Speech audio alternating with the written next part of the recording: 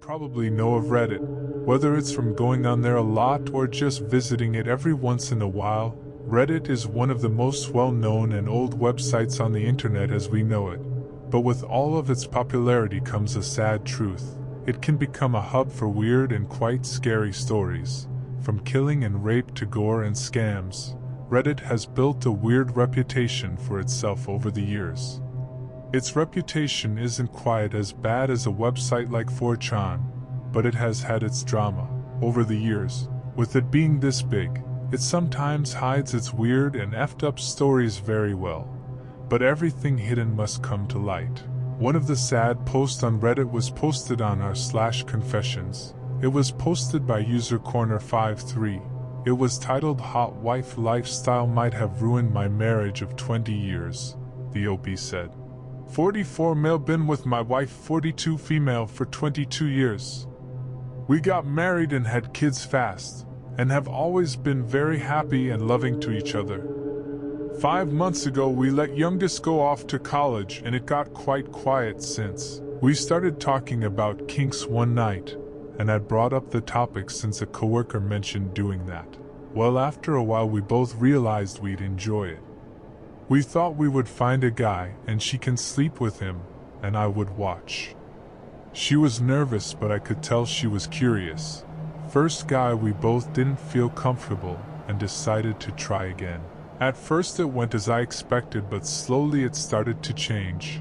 Then she asked me if she can see him alone and got mad when I said no, but complied and didn't see him. Then a week later I was using her phone to check a password and saw their text. She didn't know why I didn't like what I saw, thought I was overreacting. When I told her we aren't doing that anymore, it caused a fight to the point where we can barely be in the same room together. I know she isn't seeing him, I know she isn't keeping anything from me, it's fairly obvious, but she hasn't been the same since. She keeps begging me to let her talk to him so he knows what's going on, and the only time we're normal is when our kids are home. I miss my wife, I miss our marriage, and wish I never brought this up. I never expected it to go this way, I just want the old her back. I know that must feel horrible to go through, but this next poster needs some intervention immediately. It was posted by user Throwaway I'm Broken. It was titled "I'm Pretty Sure I'm Going Crazy," the OP said. I had a small family. It was my mom, dad, brother, and grandma. My parents did not get along. I was an accident and knew it. They both loved me but had so many individual problems and dislike for one another that it made my childhood difficult. Self-esteem issues, anxiety, depression, and self-deletion attempts before I was even 14. My dad passed when I was 15. I later had an abusive relationship. My grandma passed. My mother is dying. My brother just passed. I have never been what you would call stable. I've tried countless medications and therapies and whatever else I can think of. I research new techniques to help myself, but a deep depression still has a hold on me. I used to hurt myself. Last night I did something strange. I hit myself repeatedly with a heavy glass bottle and then hurt myself. I recently hit myself in the face with a frying pan over and over again. I did it out of nowhere. I don't recall feeling anxious or manic beforehand. Just picked it up and started smashing it into my face. I lie in bed for hours on end. The more stressful things become, the worse I get. Often the only time I can go to sleep and relax is if I imagine myself being horribly injured. I know this probably belongs somewhere else, but I just had to get it out because I am pretty sure I am royally fucked in the head. That's messed up. I hope OP got better after going through all of that, but this next post blows everything out of the waters. It was posted by a deleted user. It was titled "I Hate My Brain Damaged Sister," the OP said. I can't believe I am actually typing this out right now. It's making it feel very real. And before you say it, I know. I am probably one of the worst human beings on this planet. Around a year ago, my older sister, 27, widowed mother of 2 boys, 8 and 5, decided to, against every single warning made, get drunk and wreck her car into a rock embankment outside of our town. She was life-flighted to an ICU, spent weeks in a coma and awoke in vegetative state. In the past year, she has slowly began to see some progress. Because of this accident, I was forced to quit my job, leave my friends, move across the country and back in with my parents, to help take care of her and raise my nephews. I love them dearly, but I have never wanted to have kids, especially not forced upon me like this. She had the mind of a child now, argues about silly things, can't cook for herself, cries over everything, can't read, memory loss, partially paralyzed on her right side, has aphasia, and a list of other problems with me as her caregiver. She told me how happy she is to be alive after such a bad car accident. I want to scream that I wish she would have passed. Her boys are a wreck after losing their dad recently, and now having a effed up mom. My parents are spending all of their retirement savings for her treatments. I can see the years getting shaved off my dad and mom from the stress. I don't treat her any differently. I still tell her stories and laugh with her and do my best. But I hate the way I feel when I look at her. Did you even think about your boys when you got in your car? She is smiling and completely ignorant to the pain she has caused to my entire family. So I guess that's it. That's my confession. I have a deep, dark hatred and resentment for someone I love. And I will never let her know. Edit, I am a female BTW. And some people have said pretty horrid and cruel things and I totally get it. But I already feel pretty bad about my feelings, so you can't really make me feel any worse. Everyone else, thank you so much for the support, advice and feedback. I've read and appreciated every comment. A lot of the medical and healthcare advice I will be talking to my parents about, and hopefully the financial parts of this can be helped a bit. Thanks guys, much love. That was sad and I hope she was able to solve those issues. It was posted by user redneckwoman4673. My husband confessed that he wants me to ride him. I decided to give it a try last night, and it was a big mistake, the OP said. I was honestly shocked when he told me his was into the idea of pegging and wanting to try it. He's a very old-fashioned and masculine man's man, so not the type at all you'd imagine would be into such things.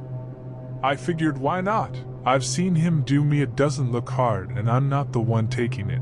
Thankfully he dropped the idea of being in my behind years ago. So why not? Well, we went to the toy store, bought a strap-on, bondage gear and plenty of lube and gave it a shot.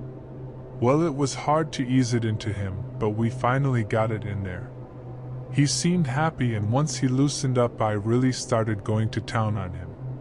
He was tied down and had a ball gag in, which is new but it's what he wanted. It was hard getting it into him at first, but eventually we got there and I started getting into it and really went to town on him. He was moaning really loud and had multiple orgasms from what I could tell, but then eventually he shook his head to tell me it was time to stop. So I slowly pulled out the strap-on and liquid poop came gushing out of him like a river. All over our beautiful bed, our sheets, the sex towel we laid down, and my legs and feet. It wouldn't stop coming out of him, so I did the only thing I could think of. I shoved the strap-on back in to stop the flow, when made him scream loudly behind his ball gag and really only made it slowly leak out. Then I threw up, all over his back and ass, and he threw up all over the ball gag and nearly choked on his own vomit, but thankfully I was able to release it so he could breathe, but of course he continued gagging and vomiting, as did I, until we were both done. We both were in tears, crying and in shock. He weakly asked me to untie him, so I wiped the poop and vomit off of my hands, and I did, then slowly pulled the strap-on out of his still leaking hole. We both stood there for a moment, still crying and gagging occasionally. He said, "What do we do?" I told him let's just say F it and strip everything, throw it out and clean it as best we can. We both jumped in the shower to hose ourselves off, then I opened the bedroom door to get garbage bags. Our dog was at the door and missed us, so he rushed into the bedroom, and before I could stop him immediately started licking up the diarrhea, vomit, lube and cum mixture. This of course caused my husband and I to painfully gag and dry heave more. I grabbed the dog and sent him outside, and we got everything into bags, took off the mattress protector to wash it, and threw the bags into the trash, cleaned the carpet where it spilled, then showered again and brushed our teeth and remade the bed and sprayed air freshener and lit candles. During the whole process, which took hours, we both broke down and cried multiple times. We went to sleep without ever saying a word to each other, and barely said anything to each other this morning before work. I haven't seen him yet, but I don't know what he's feeling or if we're okay in our marriage now. I honestly am so disgusted still by the whole experience, and I don't know if I can ever bring myself to do that again. Edit. This has really blown up. I'm glad people can find humor in it at least. Also, yes, I am aware anal douching is a thing and that there's prep involved, but apparently my husband is less informed. Literally over 100 comments are, "You need to douche your a-hole." I know, I will tell him. Edit 2, we talked it out. We're fine. I am going to get back on that horse and peg him again.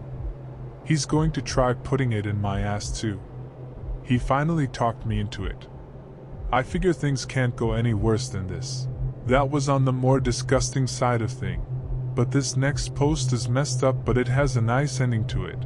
It was posted with the title, "My brother went from killing animals to being a kindergarten graduate." The OP said in the post, "My brother is 6 years old. I am 28. To make things as simple as possible, my parents suck. Like, they really, really suck. Last January, I had just started my last semester of nursing school. One day I was walking out to my truck to go to class, and DSS is in the driveway. They tell me that my brother is going into foster care tomorrow and I'm the only option left, so they wanted to ask me before they proceeded. I didn't even know my brother had been taken or anything that had been going on. Again, my parents suck and I had blocked them and shut off all contact for a while. Apparently, 2 months prior, my brother's mom had another baby that was born in withdrawal from meth, benzos, and Suboxone. My dad also failed for meth and benzos. Unfortunately, the baby didn't make it. My brother was also removed that day.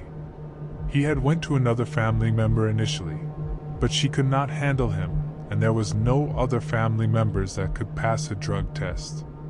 Except me. I decided to take him. They warned me, he's violent, his behaviors are horrible, he has took animals' lives. I took him anyway. I hadn't saw my brother much in the last couple of years, but I decided to give it a shot. It was a nightmare.